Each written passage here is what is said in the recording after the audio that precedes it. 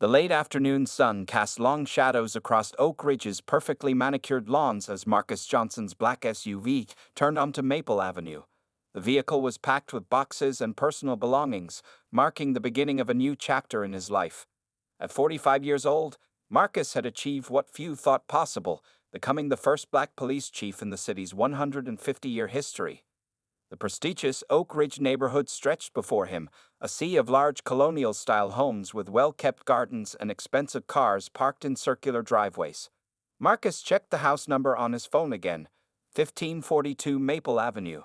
As he pulled into the driveway of his new home, he couldn't help but smile.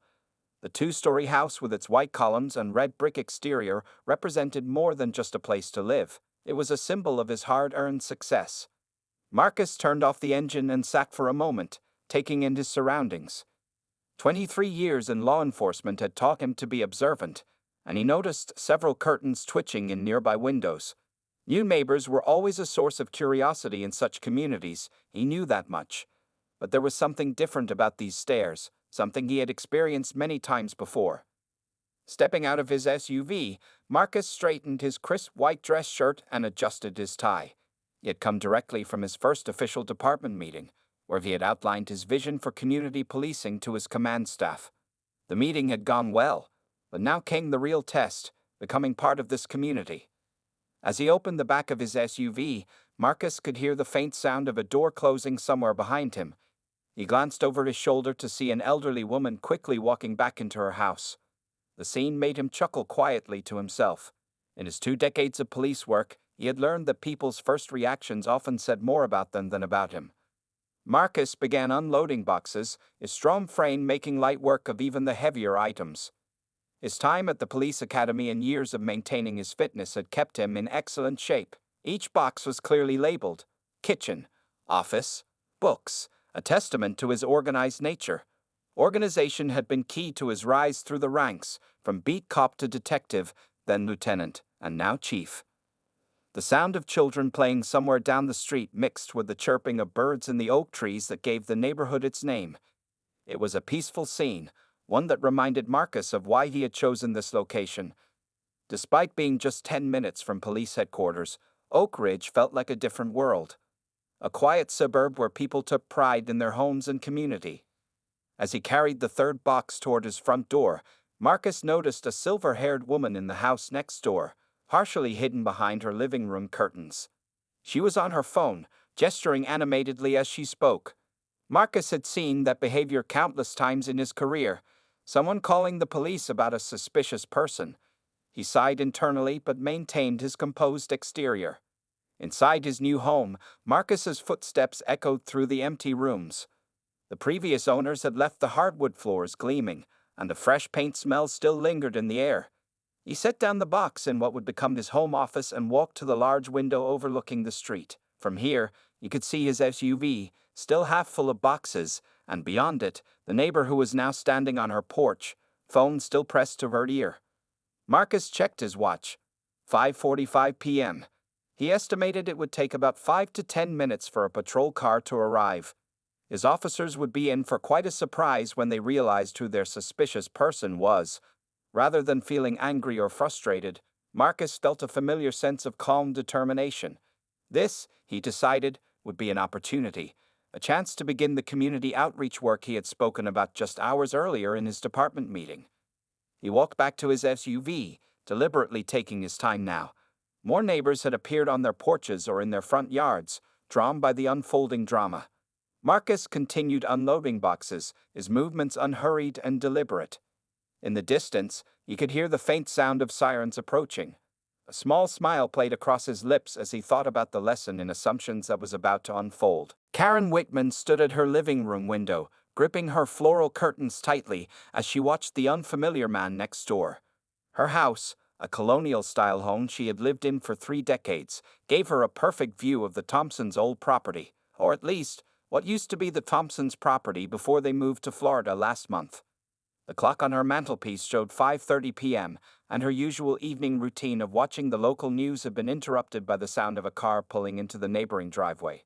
What caught her attention wasn't just the arrival of someone new.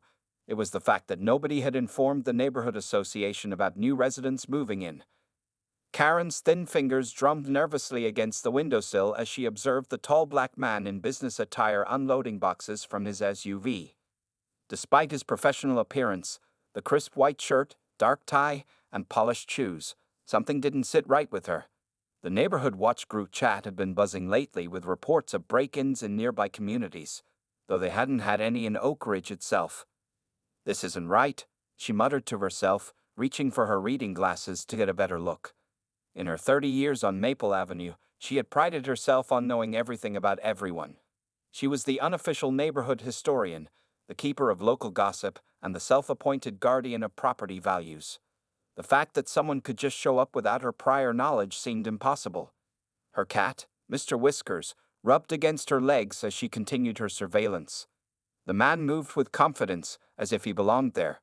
But Karen knew better, or at least, she thought she did. She had been at every neighborhood association meeting for the past 2 decades, and there had been no mention of new neighbors, especially not. Well, she didn't want to admit her thoughts, even to herself. Karen's hand trembled slightly as she reached for her phone. She had the local police department's number saved, not the emergency line, but the direct number she had been given as block captain for the neighborhood watch. Her thumb hovered over the call button as she watched the man make another trip to his vehicle.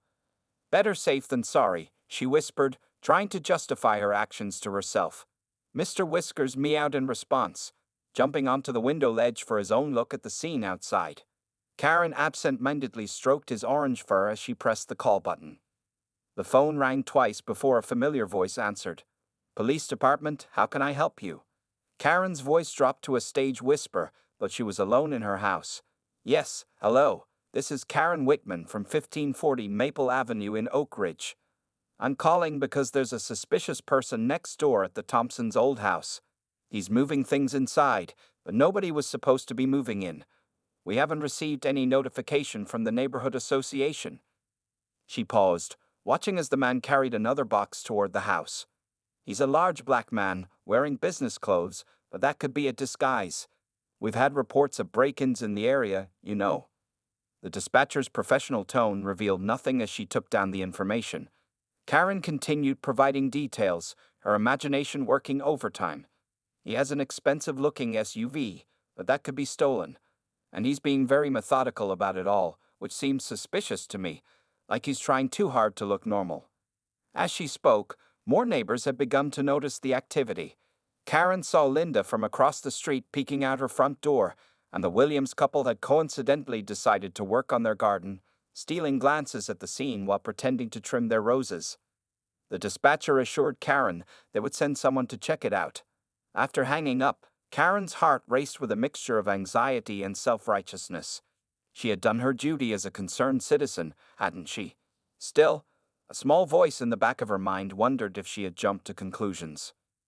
Through the window, she watched as the man continued his work, seemingly unaware of the neighborhood's growing attention.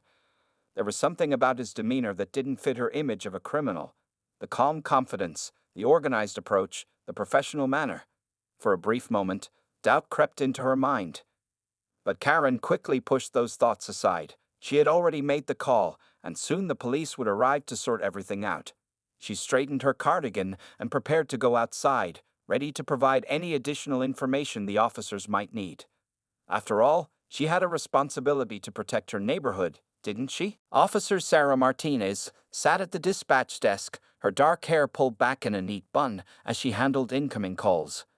The evening shift had been relatively quiet until Karen Whitman's call came in. Sarah had dealt with Karen before. The woman was a regular caller, reporting everything from teenagers walking too slowly past her house to leaves from her neighbor's tree falling in her yard. When the call about a suspicious person came in, Sarah's first instinct was to sigh, but her training kicked in, and she maintained her professional demeanor while gathering information. As Karen described the situation, something about this call felt different from her usual complaints. "And you say he's moving boxes into the Thompsons' old house?" Sarah asked, her fingers flying across the keyboard as she logged the details. She glanced at the clock. 5:47 p.m. The evening shift supervisor, Sergeant Mike Reynolds, walked past her desk, and she caught his attention with a quick wave. Karen's voice crackled through the headset, full of nervous energy. Yes, He has this big black SUV, and he's just taking things inside like he owns the place. But nobody told us anyone was moving in. The neighborhood association always notifies us about new residents." Sarah muted her microphone for a moment and turned to Sergeant Reynolds. "Got a call from Oak Ridge. Karen Whitman again. But this one's different. Someone moving into 1542 Maple Avenue without the neighborhood's knowledge. Says it's suspicious." The sergeant furrowed his brow, something clicking in his memory. 1542 Maple? Isn't that? He stopped mid-sentence, a slight smile forming on his face. "Send officers Chen and Rodriguez." Code 2 response. Sarah unmuted her microphone. "Ma'am, we're dispatching officers to your location. They should arrive within a few minutes. Please don't approach the individual, but stay where you can observe and call back if anything changes." In their patrol car, officers Jenny Chen and Miguel Rodriguez received the call. Chen was behind the wheel, navigating through early evening traffic as Rodriguez checked the details on their laptop. "Oak Ridge again," Rodriguez said, shaking his head. "What is it with that neighborhood? Wasn't the chief saying something about his new house this morning?" Chen asked, turning onto Oak Ridge's main street. The late afternoon sun glinted off the perfectly manicured lawns and expensive cars that lined the road. Rodriguez's eyes widened as he made the connection. "Wait a minute. Chen, what was the chief's new address?" Before Chen could respond, dispatch crackled to life again. Karen Whitman's voice was more urgent now. "He's still unloading boxes, but more neighbors are watching. Linda from across the street says she saw him trying door handles earlier, but I didn't see that myself. Could you please hurry?" Sarah at dispatch maintained her composure, though she was beginning to suspect what was really happening.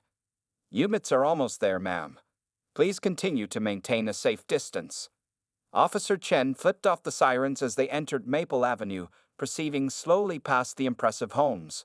They could see several residents standing in their front yards, poorly disguising their interest in whatever was happening. "There's the black SUV," Rodriguez pointed out, a grin spreading across his face as he recognized the vehicle. "Oh, this is going to be good." Sarah listened as Karen provided more details, each one making it increasingly clear what was actually unfolding. "He's dressed very nicely, which seems strange for someone moving in, and he keeps looking around, like he's checking if anyone's watching. I've never seen anyone move in so professionally." Through her headset, Sarah could hear the growing crowd of neighbors in the background of Karen's call.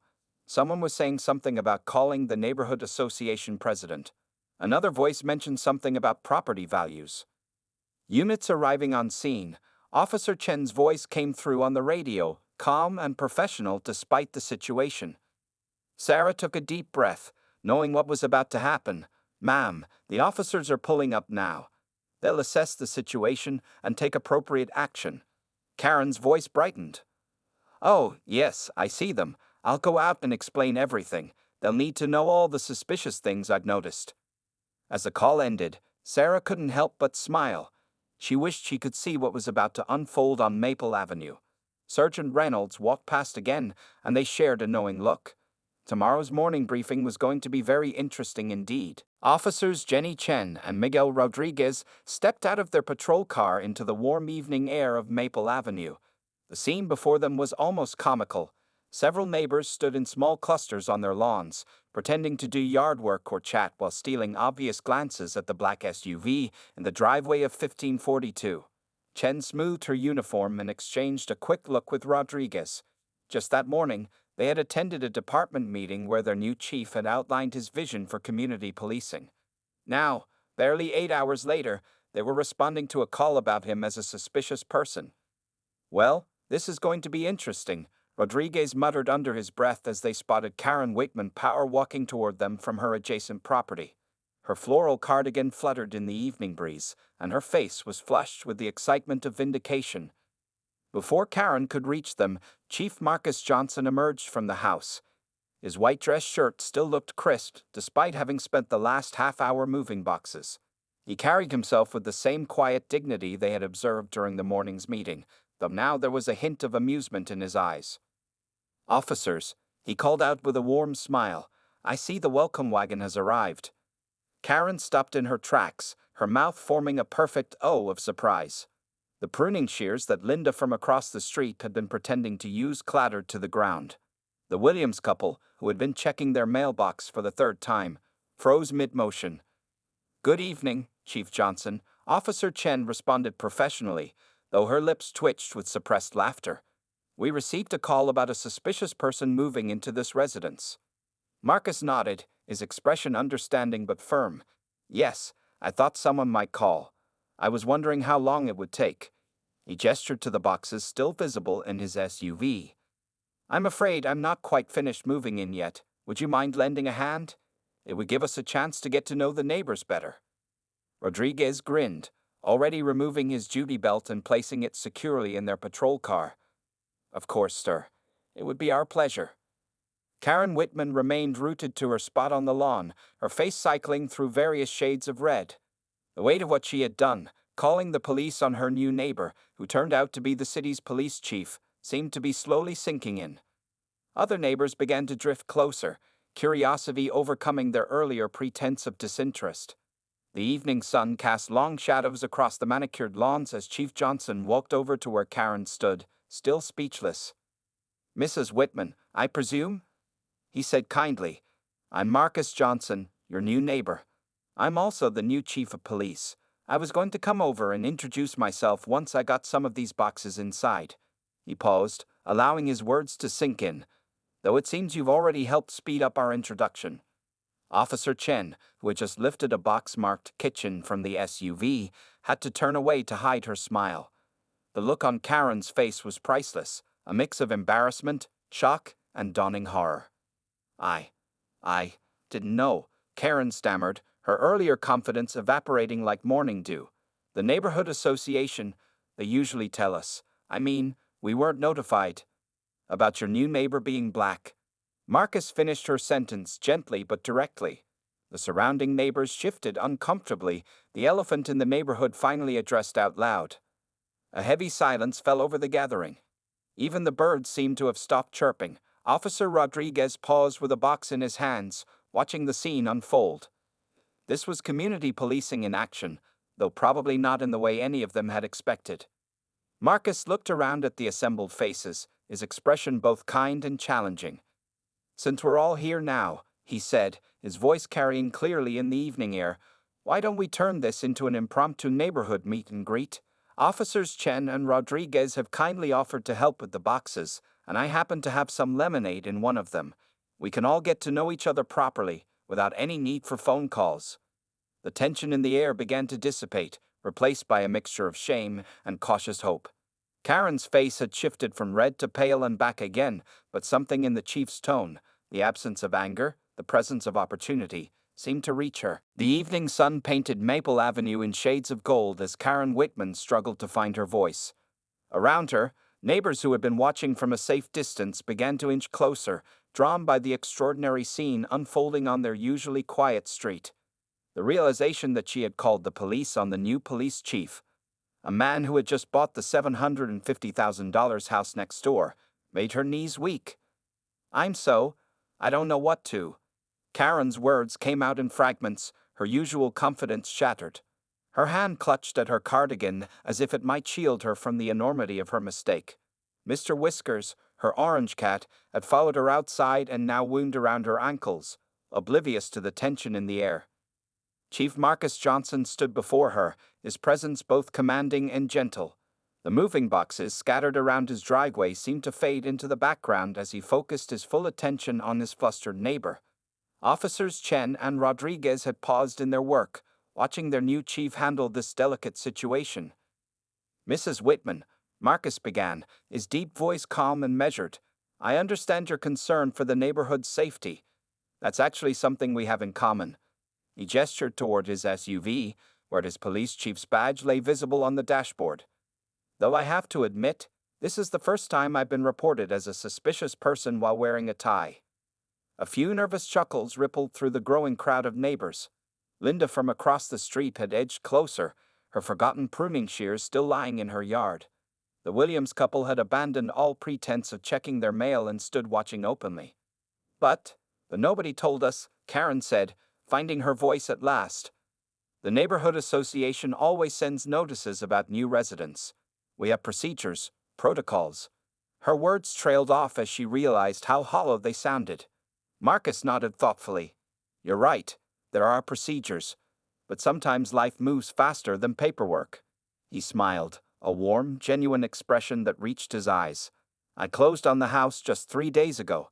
The department needed me to start immediately, and finding a home close to headquarters was a priority. Officer Chen stepped forward, still holding a box marked books. Chief Johnson gave us a great presentation this morning about community policing and building bridges between law enforcement and residents. She paused, a slight smile playing at her lips. Though I don't think any of us expected to be putting those principles into practice quite so soon. Karen's face flushed an even deeper shade of red. This morning, you mean you were already? The implications of her actions began to sink in even deeper. She had called the police on their own chief, on his first day on the job. Yes, ma'am, Officer Rodriguez chimed in, setting down another box. Chief Johnson spent 2 hours this morning explaining his vision for making our city safer through understanding and cooperation between police and community members. The irony wasn't lost on anyone present. A few more neighbors had drifted over, including Tom Baker, the neighborhood association president, who looked particularly mortified. He clutched a folder of welcome packets and property regulations to his chest like a shield. Marcus surveyed the gathering crowd, his expression thoughtful. You know, he said, speaking loud enough for everyone to hear, when I was preparing to move here, I read up on Oak Ridge. It's known for being one of the safest, most close-knit neighborhoods in the city. That's part of why I chose it. He paused, letting his words sink in. Strong communities look out for each other. They just need to be careful about their assumptions while doing so. Karen felt tears welling up in her eyes. The shame was overwhelming, but there was something in the chief's manner, his dignity, his calm understanding, that made it even worse. She had jumped to conclusions, acted on prejudices she didn't want to admit she had, and now stood exposed before everyone. I'm so sorry, she whispered, a tear rolling down her cheek. I never meant to. I didn't think. Marcus's expression softened further. Mrs. Whitman, would you believe me if I told you that this isn't even the first time something like this has happened to me? The porch of 1542 Maple Avenue became an unlikely classroom as the evening settled in. Chief Marcus Johnson had invited Karen, Officers Chen and Rodriguez, and several curious neighbors to sit and talk. Someone had found the box marked kitchen and pulled out plastic cups, and now the group sat drinking lemonade, the sweet tart taste a contrast to the serious conversation. The first time it happened, Marcus began, sitting comfortably in his moving chair. I was a rookie officer in uniform. Someone called the police on me while I was doing a routine patrol in a wealthy neighborhood. My own backup arrived to investigate me. He smiled at the memory, though there was a trace of sadness in his eyes. Karen sat perched on the edge of her chair, her hands wrapped tightly around her cup of lemonade. The ice cubes clinked softly as her hands trembled slightly. Next to her, Linda from across the street and Tom Baker, the neighborhood association president, listened intently. But you were in uniform, Karen said softly, confusion evident in her voice. How could anyone think? That's exactly the point, Marcus replied gently. Sometimes people see what they expect to see, not what's actually there. Today, I was wearing a business suit, moving into a house I bought. What did you see, Mrs. Whitman? The question hung in the air. Officer Chen and Rodriguez exchanged knowing looks. They had both experienced similar situations in their own careers. The gathered neighbors shifted uncomfortably in their seats. I saw. Karen's voice cracked. She took a sip of lemonade to steady herself. I saw a threat that wasn't there.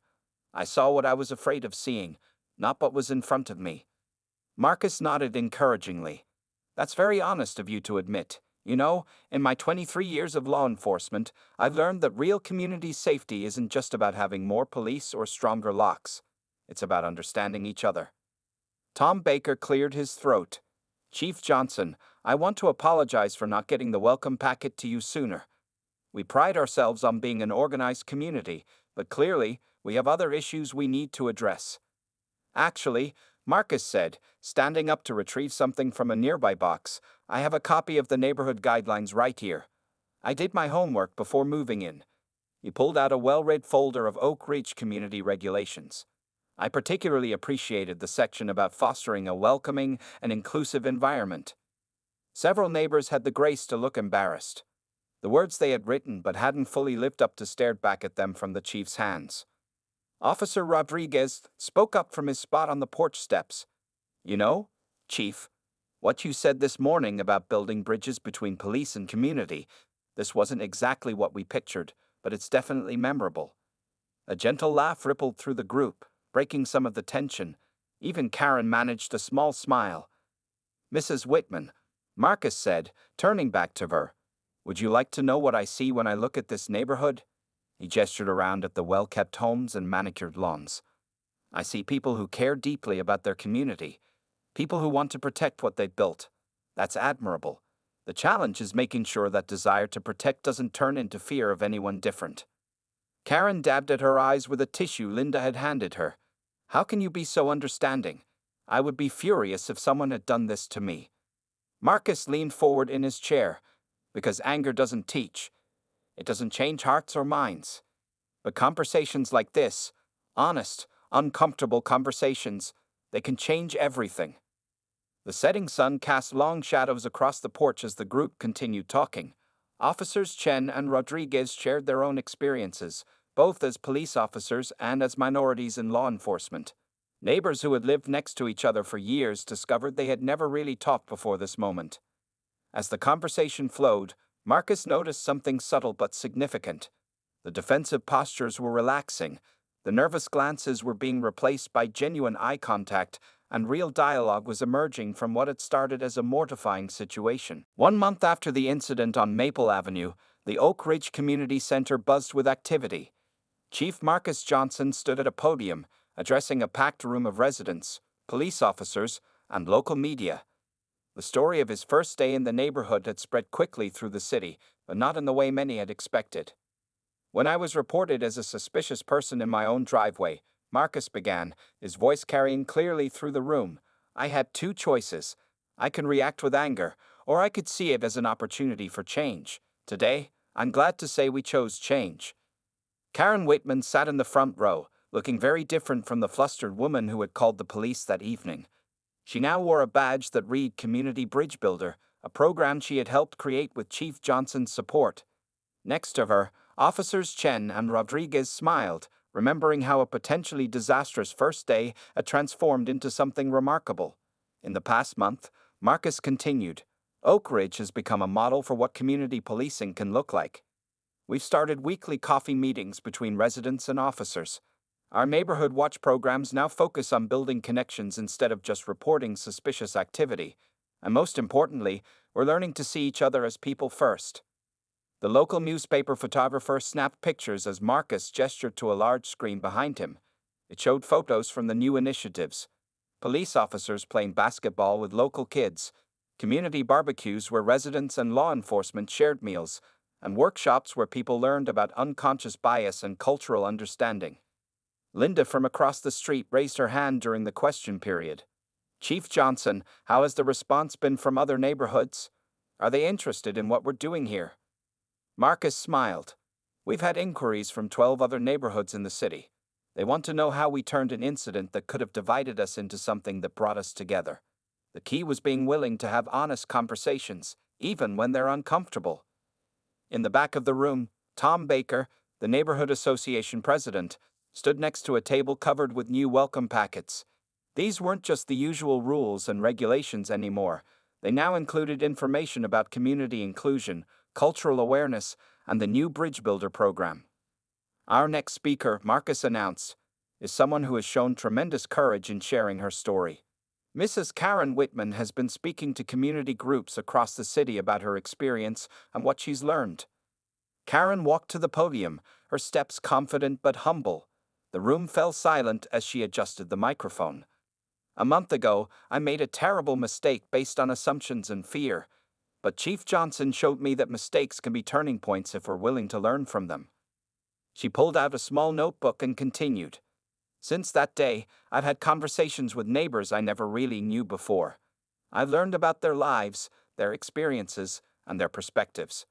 I've discovered that safety isn't just about watching for threats, it's about building relationships." The audience listened intently as Karen described how the Bridge Builder program worked. Residents were paired with others from different backgrounds, meeting regularly to share stories and understand each other better.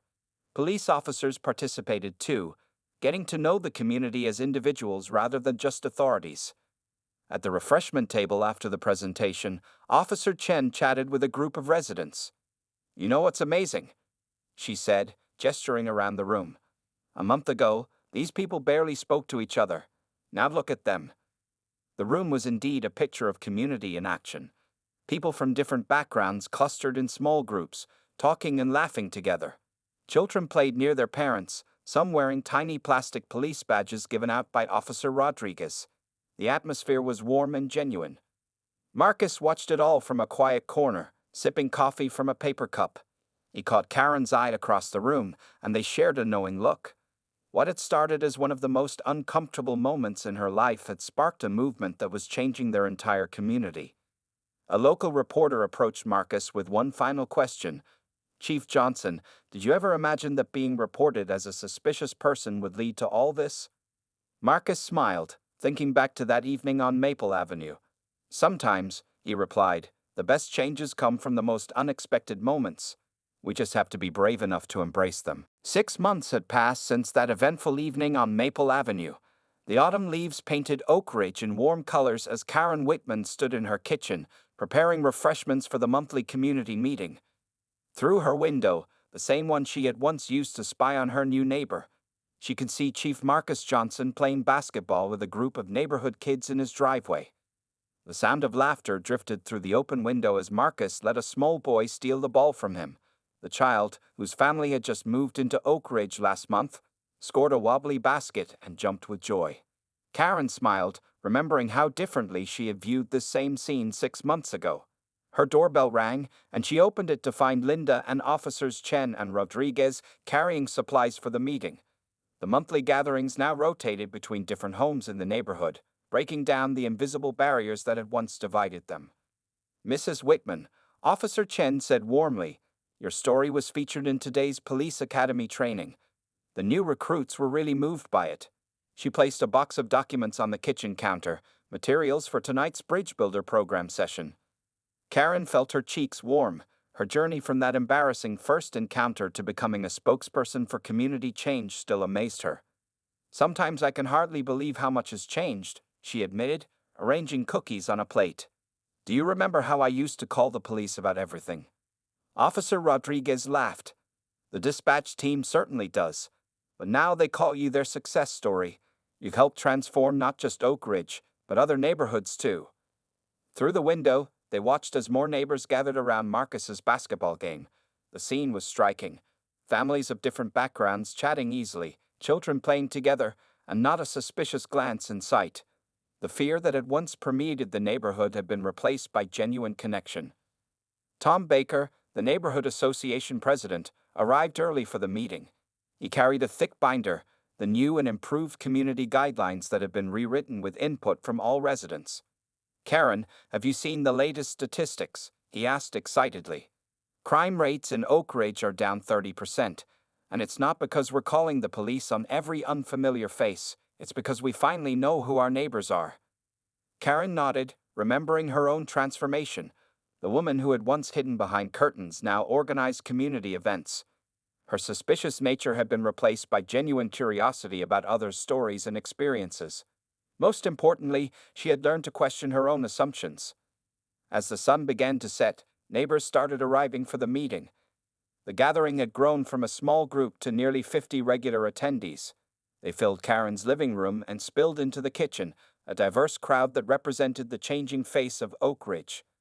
Marcus arrived last, still slightly sweaty from basketball. He caught Karen's eye and smiled warmly. "Another full house," he observed, accepting a glass of lemonade, the same drink they had shared on that first evening. "Before we start," Karen announced to the group, "I wanted to share something." She pulled out a framed newspaper article. It showed a photo of that first night, with Marcus standing on his porch, Karen looking mortified, and Officers Chen and Rodriguez trying not to laugh. The headline read, "How One Neighborhood's Mistake Became a Model for Change." "We're putting this up in the community center," she explained, her voice steady. Not to shame anyone, but to remind us of how far we've come and how far we still can go. Marcus stood up, his presence as commanding yet gentle as ever. You know what the best part of this whole story is? He asked the room. It's not that we changed one neighborhood. It's that we show people everywhere that change is possible if you're brave enough to face your mistakes and learn from them. The room hummed with agreement. Through the windows, the streetlights of Maple Avenue began to flicker on. Children's laughter still echoed from outside, and somewhere in the distance, a basketball bounced. Oak Ridge had become more than just an affluent suburb. It was now a true community. Karen looked around her living room at the faces she had come to know and respect. 6 months ago, she had been the neighborhood watchdog, suspicious of anything different. Now she was a bridge builder, helping others learn what she had discovered.